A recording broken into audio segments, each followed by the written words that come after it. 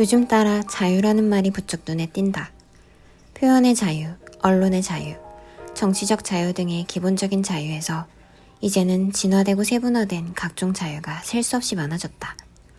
경제적 자유, 성공으로부터의 자유, 사회적 편견으로부터의 자유, 시대의 금기로부터의 자유 등 우리의 자유가 어디까지인지 한참 고민을 해야 할 정도로 범위와 대상이 넓고 다양해졌다. 소위 자유로운 세상에 살면서 가장 자유로워야 할 것 중 하나가 나의 과거로부터의 자유, 상처로부터의 자유, 내적 불행으로부터의 자유가 아닐까 한다. 가장 자유롭고 싶지만 바라는 만큼 쉽게 얻어지지 않는 것이 바로 내 안의 쓴뿌리들로부터의 자유일 것이다. 우리는 주님의 제자된 삶을 살겠노라 다짐하지만 자신의 상처에 갇혀 마땅히 크리스천이 내야 하는 향기를 내지 못할 때가 얼마나 많은가. 나 역시 예외는 아니다. 상처 있는 자의 특권이라 치부하며 나를 사랑하는 이들에게 더 큰 상처를 주며 여태 살았다고 해도 과언이 아니리라. 그러던 나에게 지난 겨울 5주에 걸쳐 한마음 벌링턴 교회의 김은선 전도사님을 통해 내적 치유 세미나를 받는 은혜가 주어졌다. 세미나를 시작한 날부터 지금까지 지속적으로 치유와 회복이 이루어지고 있고 지금은 평강 안에 머물고 있다.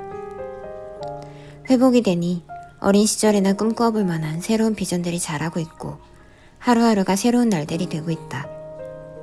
그렇다고 그전과 지금 조금이라도 달라진 상황이 있을까? 전혀 없다. 같은 환경, 같은 모습, 달라진 게 하나도 없는데 난 지금 더없이 행복하다. 그리고 평안하다.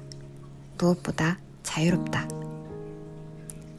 내적 치유 세미나는 크게 진단, 하나님께 나 소개하기, 나를 인식하기, 나를 움직이는 가치관 찾기, 선포 및 미래 계획하기 이렇게 5가지 소주제로 진행되는데 이 글에서는 첫 단계인 내 위치 진단을 소개하고자 한다. 모든 것을 가졌지만 부족한 한 가지에 집중하며 불만과 불평으로 대화를 마무리하는 나에게 남편은 세상에서 가장 불행한 사람이라 했다. 새벽 기도를 하고 여력이 될 때마다 기도를 드리고 주일 설교에 늘 감동하고 말씀대로 살고자 노력하였지만 그때뿐 다시 안으로부터 용솟음쳐오는 불안과 초조, 걱정과 공포는 쉽게 떨쳐지지 않았다. 참 이상한 일이다. 막내 아들 출산 때부터 가사일을 도와주셨던 분이 계신데 친정엄마보다 더 집안 돌아가는 것을 잘 아시는 그분은 우리 집에 오실 때마다 이 집에는 대체 무슨 걱정이 있을까 하며 늘 부러웠다고 하신다. 그렇지만 정작 그 집을 꾸려가는 나는 아무런 행복감도 느끼지 못하였고 무기력하고 우울하다 못해 공포스러웠으며 가만히 있어도 울음만 나왔으니 참 이상한 일이었다. 주치의를 찾아 증상을 호소하니 풀타임 잡을 갖고 새 아이를 키우고 남편까지 신경 쓰다 보니 그런 증상이 없는 게 이상한 것이라며 처방할 약은 따로 없고 필요하면 심리 상담을 받도록 소개해준다고 했다. 산부인과에서는 산후 우울증으로 보고 운동과 햇볕, 비타민 D를 처방해 주었다.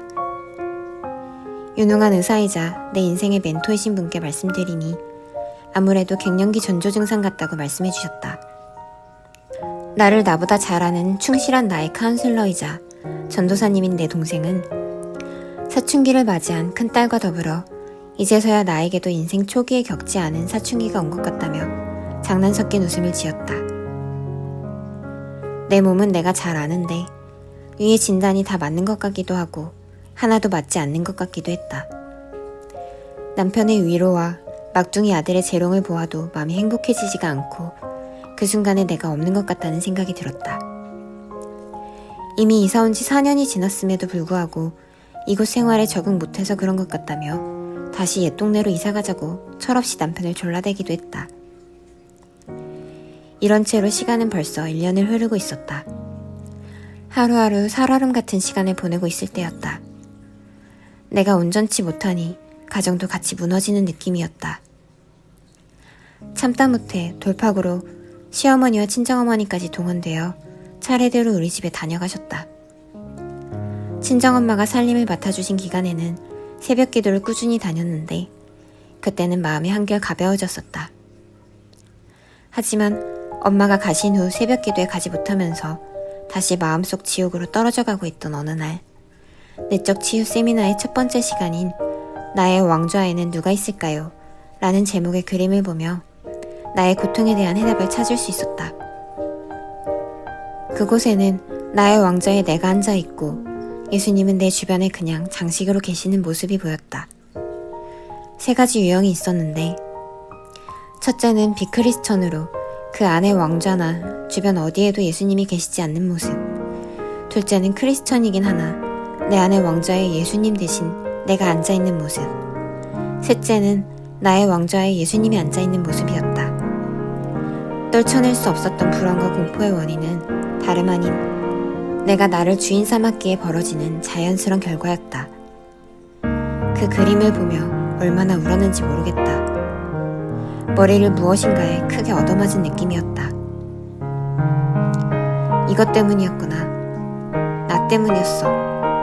내가 주인이 되어 나를 비롯한 가정과 식구들에게 내 마음대로 왕좌에서 군림하려고 했기 때문에 생긴 불안과 공포였구나. 그렇기 때문에 우리의 관계가 사랑의 관계가 아닌 구속이었으며 내가 느끼는 것은 화평이 아닌 불행이었다. 그리고는 예수님을 내 삶의 주인으로 모시는 영적 기도로 첫 만남을 마쳤다.